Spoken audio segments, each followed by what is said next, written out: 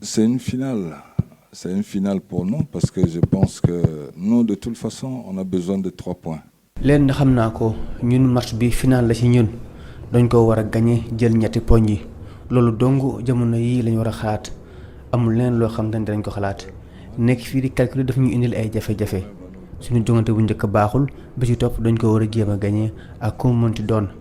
loolu daal mooy li nga xam ne ñu ngi koy wàcc te fas naa yéene suñu équipe bi erreur yi nga xam ne defoon nañ ko ci jongante bu njëkk bi duñ ko defati ndax match bu njëkk bu ngeen seetloo ñàkk dugal bokk na ci li nga xam ne moo ñu sonal waaye jéem nañ ko joyanti ñun ak suñu staff def nañ ci liggéey bu am solo ba rek li ñu manqué woon bi la yoon ñu fas ko yéene mottali suñu diggante ak Sénégal ndax jàpp nañu ne match bu métti lay doon te Cameroun daa war a wane taxawaayam ci compétition bi. Onana nag ñëw na ci groupe bi comme ni ngeen ko xamee waaye dina jonganteem déet loolu moom xamaguñ ko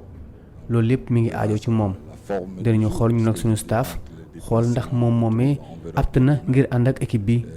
waaye fii ak boobu moom ñun ñu ngi waaj rek suñu jogante te yaakaar naa ne loolu mooy li ëpp solo. De toute façon, pour voir comment est-ce que il se sent pour que il puisse être dans le groupe.